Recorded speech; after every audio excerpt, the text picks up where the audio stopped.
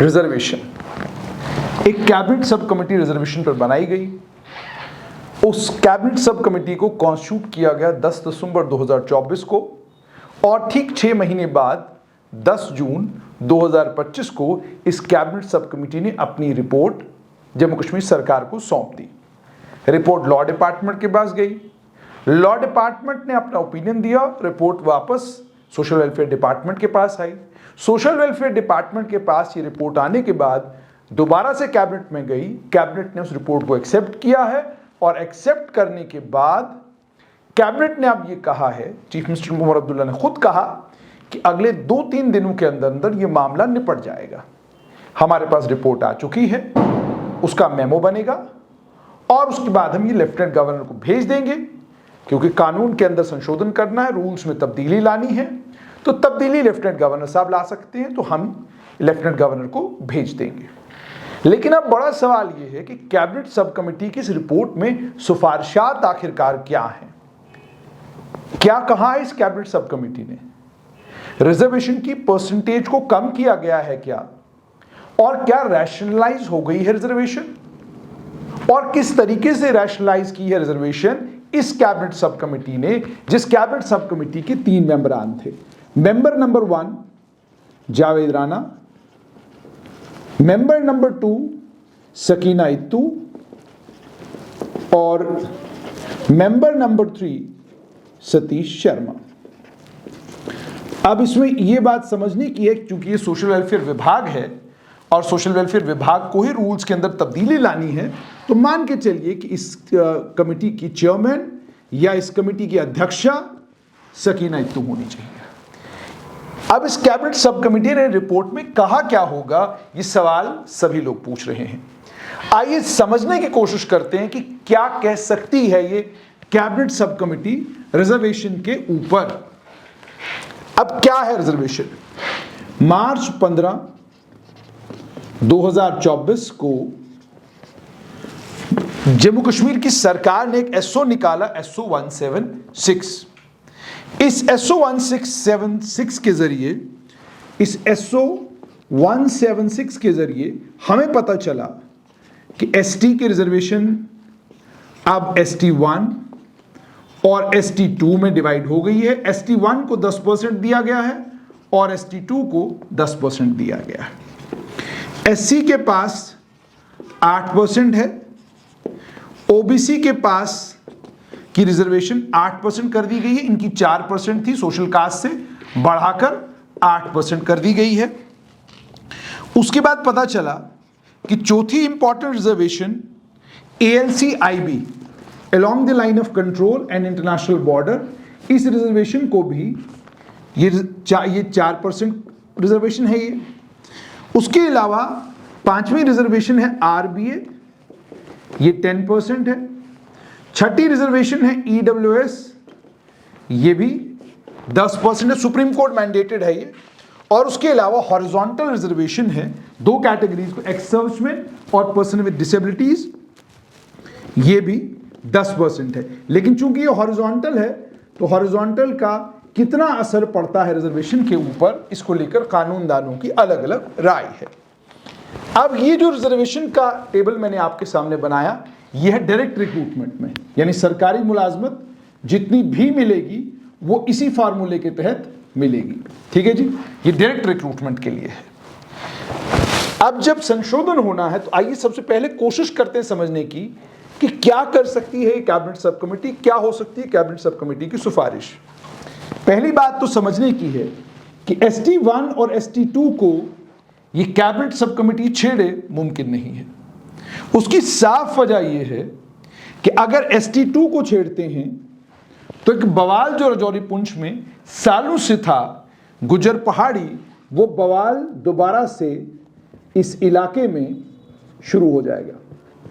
कारण ये कि गुजर बकरवाल समुदाय से ताल्लुक रखने वाले जावेद राना इस कैबिनेट सब कमेटी के मेंबर थे और इल्जाम सारा लगेगा उनके ऊपर कि उन्होंने ये 10% के मामले में, चाहे कैबिनेट सब कमेटी सिफारिश करके कहे 5% अभी कर दीजिए, चाहे कैबिनेट सब कमेटी ये कहे कि कोई भी डाटा हमारे सेंसस हमारे पास नहीं है, हमें नहीं पता कि ST2 की आबादी कितनी है, पहाड़ी कबीला के लोग कितने हैं, हमें नहीं पता पाडरी ट्राइब कितना है, हमें नहीं पता गड़ा ब्राह्मण कितना है, हमें नहीं पता कोली समुदाय से ताल्लुक रखने वाले लोगों की आबादी की, हम इसके बारे में नहीं जानते।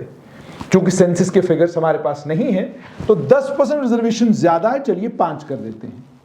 नहीं कहेगी कैबिनेट सब कमेटी, क्योंकि ये बहुत बड़ा सियासी फैसला है, ये नहीं हो पाएगा, और अगर हुआ तो बवाल कटेगा।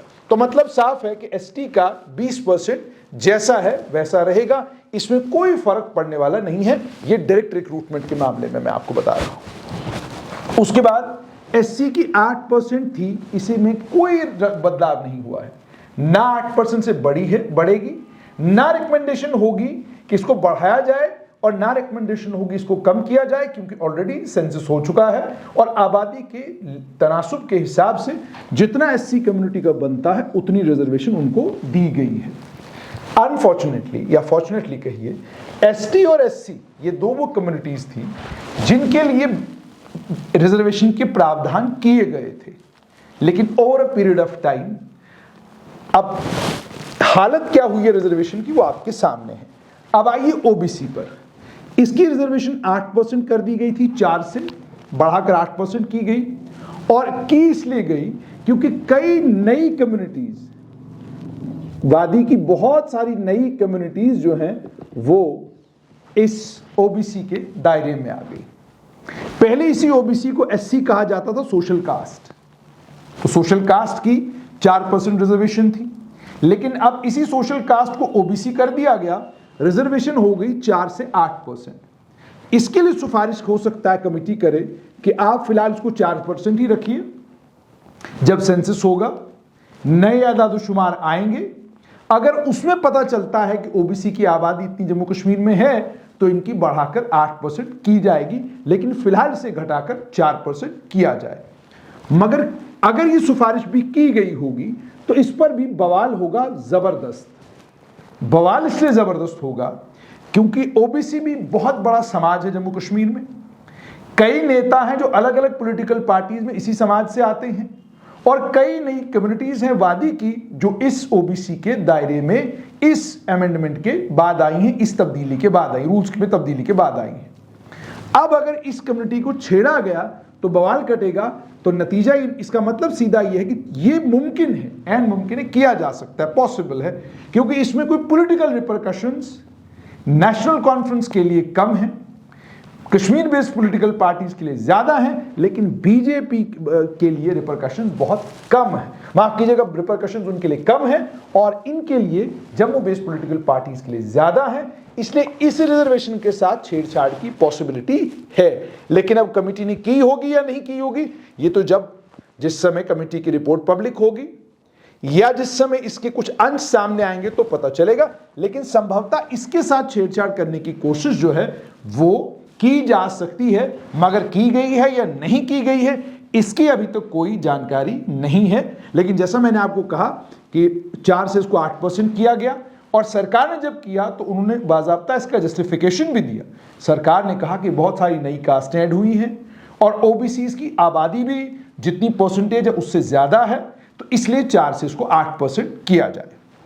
उसके बाद ALC-IB शोर था कि इसको भी 4% से घटाकर 2% किया करने की सिफारिश की गई है। अब देखिए, ये ALC-IB, और इसके पीछे हो सकता है लॉजिक ये हो, क्योंकि पूरा राजौरी पुंछ अब पहाड़ी कबीला हो गया है और गुजर बकरवाल को के पास ऑलरेडी रिजर्वेशन है। अब चूंकि सारी की सारी राजौरी पुंछ में सारी आबादी जो है वो ST हो गई है, तो इसलिए ALC और का जो मेजर पोर्शन है वो इसी राजौरी पुंछ के इलाके में पड़ता है। ठीक है जी। तो चूंकि बहुत बड़ी आबादी का हिस्सा ALC से बाहर निकल गया, ALC कैटेगरी से बाहर निकल गया, तो चलिए इसको 4 से 2% करते हैं। मगर फिर सवाल वही कि अगर ये सेंसस आपके पास है कि ALC और IB पर पहले कितने लोग रहते थे और अब कितने % लोग रह रहे हैं, तो फिर सवाल ये होगा कि आप घटाएंगे किस बुनियाद पर, किस सेंसस की बेसिस पर, किस डाटा की बेसिस पर आप घटाने की सिफारिश कर रहे हैं।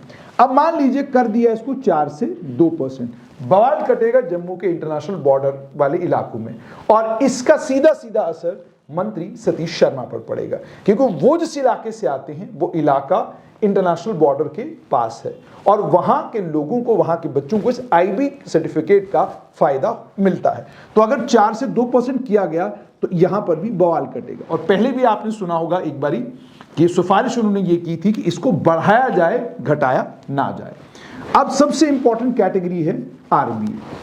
इसको लेकर कहा गया है कि इसमें सिफारिश की गई है कि इसकी परसेंटेज कम की जाए। मान लीजिए इसको 5% करने की सिफारिश की गई होगी।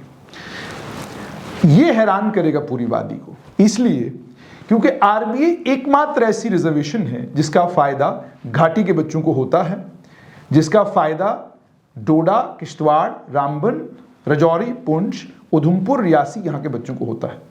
RBA एकमात्र ऐसी कैटेगरी है जिसका डायरेक्ट फायदा कश्मीर के बच्चों को होता है और अभी भी होता है। अब अगर सिफारिश की गई कि इसको कम कीजिए तो बवाल कटेगा घाटी में कि जी एक ही ऐसी रिजर्वेशन थी जिसका फायदा हमको डायरेक्टली होता था, आपने उसकी परसेंटेज बढ़ाने की बजाय घटाई है। अब अगर इसकी परसेंटेज बढ़ाने की बात भी की गई तो भी रिजर्वेशन जो है वो 50% को तो 60 को भी क्रॉस कर जाएगी। स्टूडेंट्स की डिमांड बढ़ाने की नहीं है, घटाने की है। स्टूडेंट्स की डिमांड बढ़ाने की नहीं, खत्म करने की है। तो मतलब ये भी बवाल वाला काम है। फिर EWS में अगर आपने 10 से 5% कर दिया, जाहिर सी बात है इसमें भी EWS में भी दिक्कत ये है, नॉर्म्स के तहत बहुत बड़ी आबादी घाटी की भी क्वालिफाई कर सकती है अगर नॉर्म्स में तब्दीली की गई। अगर नॉर्म्स नहीं बदले जाते तो घाटी के बच्चे EWS में नहीं आते, उनको इकोनॉमिकली वीकर सेक्शन का सर्टिफिकेट नहीं मिलता, क्योंकि जो उसमें लैंड का क्राइटेरिया है, जो उसमें मकान का क्राइटेरिया है, उस क्राइटेरिया की वजह से कश्मीर के बच्चे EWS सर्टिफिकेट नहीं बनवा पाते। तो मतलब साफ तौर पर यह है कि अगर इस तरीके का खाका खींचने की कोशिश की गई जिसमें EWS, RBA इन दो कैटेगरीज को टारगेट करके 5% पर ले आए तो रिजर्वेशन का परसेंटेज घटेगा जरूर, लेकिन उसका सीधा नुकसान जो है RBA के मामले में घाटी के बच्चों को होगा और EWS के मामले में घाटी और जम्मू संभाग, दोनों संभागों के बच्चों का होगा। और जाहिर सी बात है जब ये फैसले की बारी आएगी तो फिर बवाल कटेगा। जम्मू संभाग की पॉलिटिकल पार्टी सड़कों पर होंगी कि चूंकि जितनी भी कैटेगरीज, जिन कैटेगरीज की वजह से बहुत बड़ी आबादी जम्मू की फायदा लेती थी, उन्हीं कैटेगरीज को टारगेट अगर सरकार करती है तो वो एक और बवाल होगा कि आप जम्मू संभाग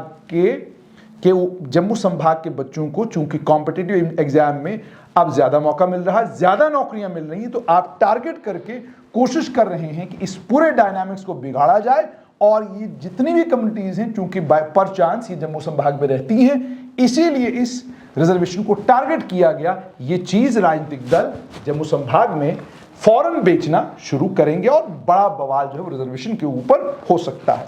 तो कहने का मतलब ये डायरेक्ट रिक्रूटमेंट का खाका है। अब जैसे मैंने आपको कहा कि संभवतः EWS और RBA दो कैटेगरीज हैं जिनको टारगेट करना आसान है, पर इनके ऊपर बवाल भी बहुत बड़ा होगा, क्योंकि सरकार शायद एंटिसिपेट ये कर रही है कि इसको छेड़ेंगे तो कुछ नहीं होगा, लेकिन जब इसको छेड़ेंगे तो सबसे पहले तो घाटी में ही बवाल होगा RBA के ऊपर। एकमात्र रिजर्वेशन थी जिसका हमको फायदा था, आपने इसी रिजर्वेशन को छेड़ दिया। एकमात्र रिजर्वेशन थी जिसकी वजह से हम लोग सरकारी मुलाजिम आ रहे थे, आपने यही छेड़ दी। अब कुल मिलाकर अगर इन तमाम रिजर्वेशंस को देखा जाए तो ST का मैंने आपको बता दिया कि जिस कम्युनिटी ने 8 MLA एक पॉलिटिकल पार्टी को दिए हैं, उस 8 MLA तो आप कैसे छेड़ेंगे? नहीं छेड़ सकते आप। इसी तरीके से जैसे मैंने आपको कहा कि जो भी सिफारिश होगी वो सिफारिश पॉलिटिकल डायनामाइट होगा, धमाका इतना खतरनाक होगा कि जम्मू कश्मीर की सरकार के लिए इस फॉर्मूले को अगर उन्होंने लागू करने की कोशिश की या अगर इस तरीके का कोई खाका उन्होंने खींचा होगा तो उसका सीधा सीधा नुकसान जो है जम्मू कश्मीर की चुनी हुई सरकार को होगा और इस पर बवाल भी जबरदस्त कटेगा। अब ये मैंने आपको कहा कि डायरेक्ट रिक्रूटमेंट। अब हाँ, संभवतः एक चीज मुमकिन है जो पहले भी सरकार ने की है, वो चीज क्या है कि आप डायरेक्ट रिक्रूटमेंट को ना छेड़ें और डायरेक्ट रिक्रूटमेंट को छेड़ने की बजाय आप चलें दूसरे रास्ते पर। आप जाएं प्रोफेशनल इंस्टीट्यूशन, मतलब MBBS, या बाकी जो कोर्सेज हैं, BVSC है या बाकी जो कोर्सेज हैं, प्रोफेशनल कॉलेजेस की बात करें, इंजीनियरिंग के कोर्सेज हैं, तो उसमें भी चूंकि रिजर्वेशन की परसेंटेज सेम रखी गई है और अगर आप उसकी भी कैलकुलेट करें तो लगभग सेम ही रिजर्वेशन आती है। आप प्रोफेशनल इंस्टीट्यूशंस में अगर जम्मू कश्मीर की सरकार चाहे वहां पर आप रिजर्वेशन की परसेंटेज को कम ज्यादा करेंगे तो हो सकता है कि उसमें इतना बवाल ना कटे।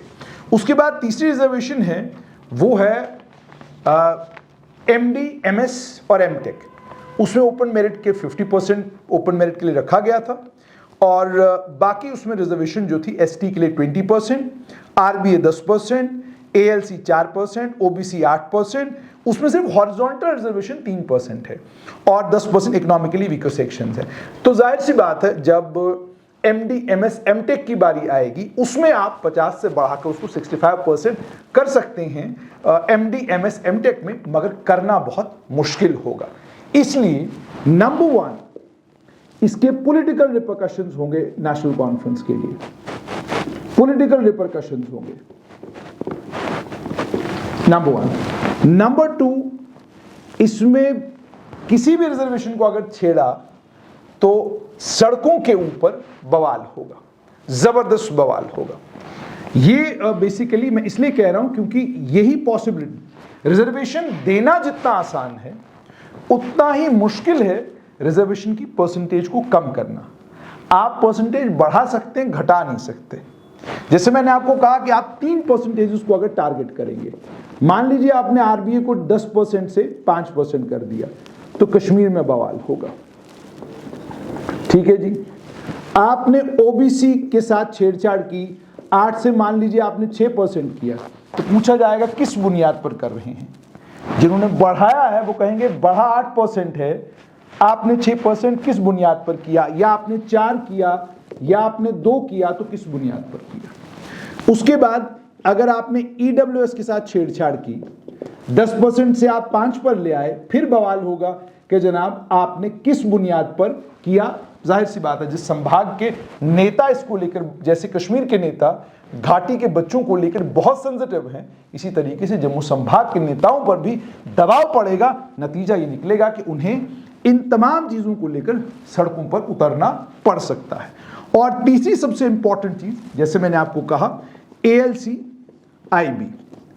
अब ये एक रिजर्वेशन है, ये 4% है, मान लीजिए आपने घटाकर इसको 2% कर दिया, तो आपने घटाई कितनी परसेंट अगर आप देखेंगे तो आपने 5, 9, 14 और 16% रिजर्वेशन अगर आप घटाते हैं तो इस 16% रिजर्वेशन के घटाने का मतलब ये होगा रिजर्वेशन 34% के करीब करीब पहुंचेगी। 10%, 35% के करीब पहुंचेगी। क्योंकि बचेगी क्या रिजर्वेशन आपके पास बचेगी ST 20%, SC 8%, RBA 5%, OBC 4%, EWS 5%, ALC IB 2%। तो ये लगभग 44% के करीब रिजर्वेशन होती है और इसमें से भी अगर आप 5% और निकाल लें तो 39% के करीब रिजर्वेशन हो जाती है। लेकिन ये मैं एज्यूम कर रहा हूं कि सरकार ऐसा करने की अगर कोशिश करेगी, जबकि प्रोबेबिलिटी ऐसा सरकार करेगी नहीं। और अगर सरकार को सुझाने और बताने वाले लोग होते, शायद वो सरकार को ये कहते कि आपको रिजर्वेशन को छेड़ने की जरूरत नहीं है। जो परसेंटेजेस बन चुकी हैं, जो रिजर्वेशन जितनी डिफाइन हो चुकी है, आप इसके साथ छेड़छाड़ करेंगे, बवाल कटेगा, नतीजा कुछ नहीं निकलेगा। आप जिसकी घटाएंगे वो कोर्ट चला जाएगा, आप जिसकी रिजर्वेशन का छेड़छाड़ करेंगे वो कोर्ट चला जाएगा, मामला लंबे वक्त तक कोर्टों में रहेगा। अब इस मुसीबत से बाहर निकलने का एक बड़ा आसान रास्ता है JNK civil services decentralization and recruitment act 2010।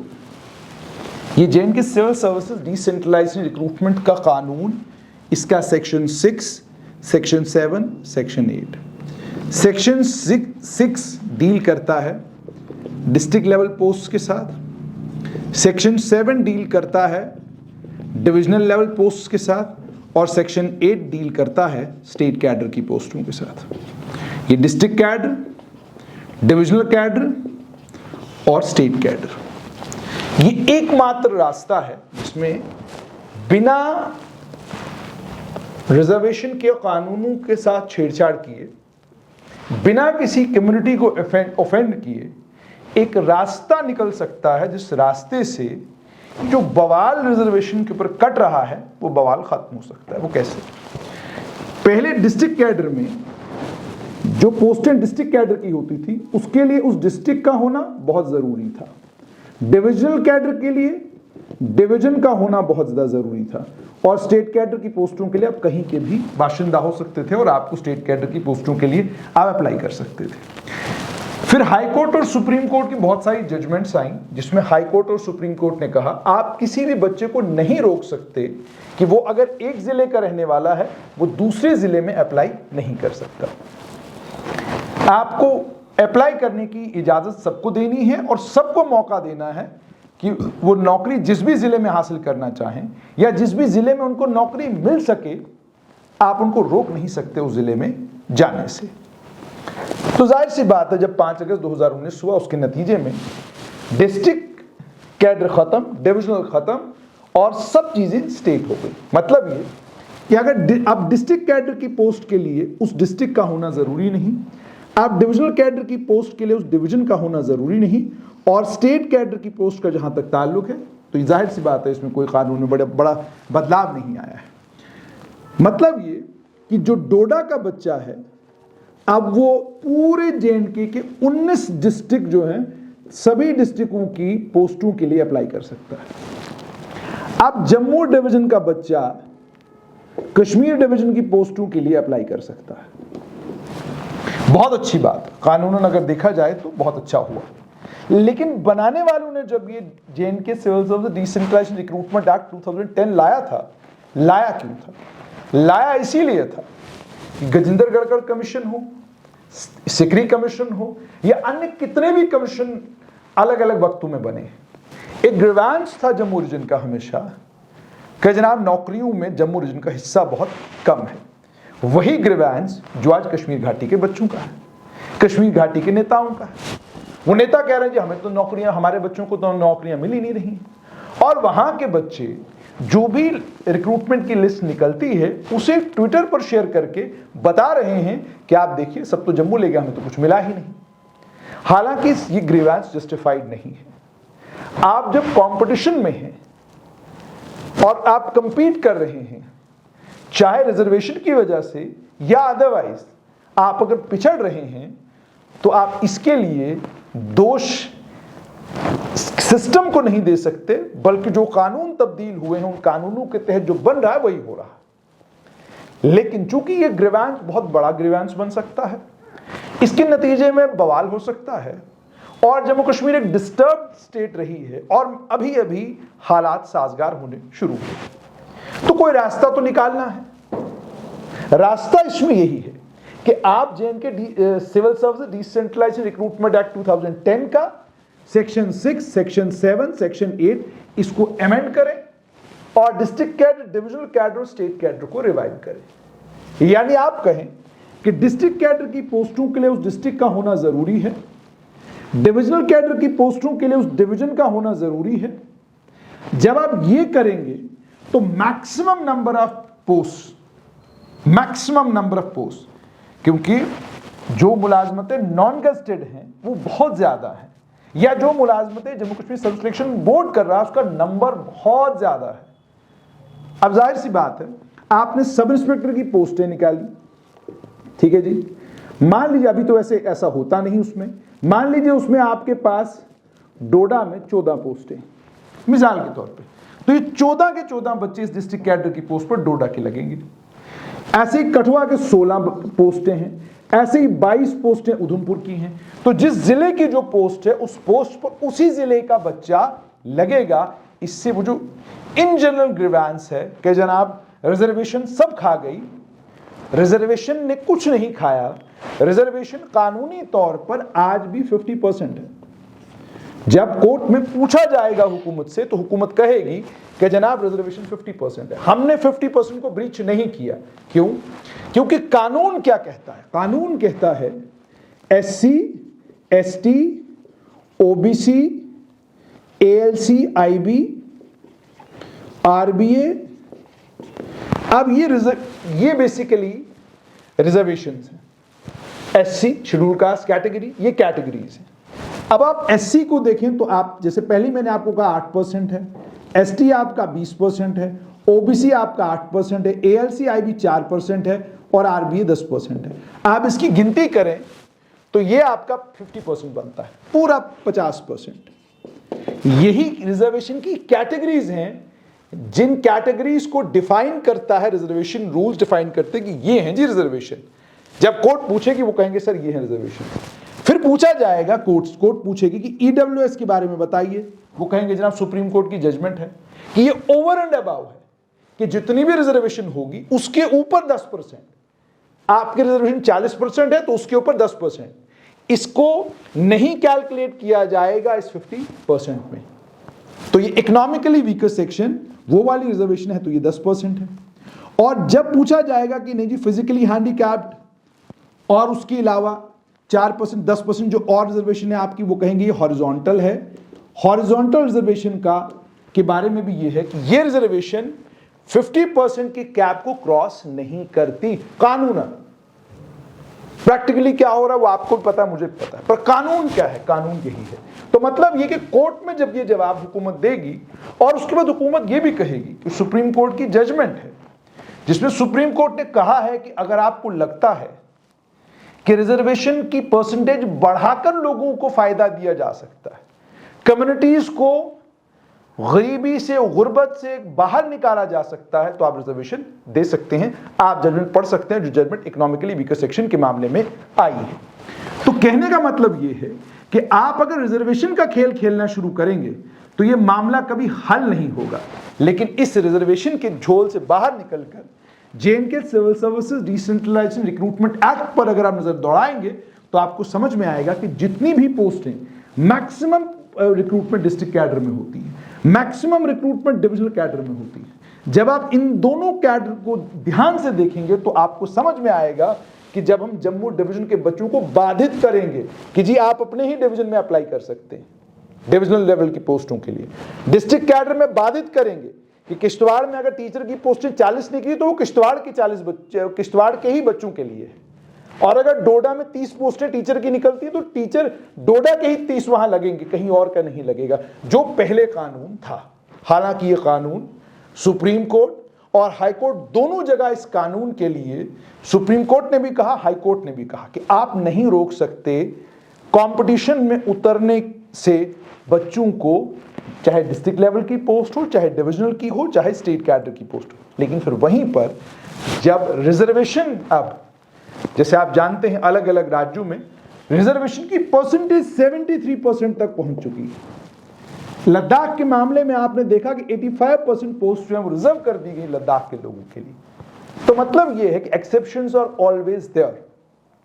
और जब हुकूमतें कानून बनाती हैं, जिस कानून का मकसद लोगों का भला करना हो और जिस कानून का मकसद लड़ाई और झगड़े को कम करना हो, तो जाहिर सी बात है फिर हुकूमत के पास उसकी जस्टिफिकेशन भी होती है, हुकूमत के पास उसको कोर्ट के सामने रखने के लिए एप्रोप्रिएट रीजंस भी होते हैं, सब चीजें हुकूमत के पास होती। क्योंकि 2010 से यह कानून था तो 9 साल तो इस कानून से रिक्रूटमेंट हुई और होती रही, किसी को कोई परेशानी नहीं। तो इसलिए रिजर्वेशन के खेल में अगर पड़ेंगे तो किसी भी राजनीतिक दल के लिए यह मुमकिन नहीं है कि आप रिजर्वेशन की परसेंटेज को कम करें और उसके बाद आप ये एक्सपेक्ट करें कि जम्मू कश्मीर में बवाल नहीं होगा।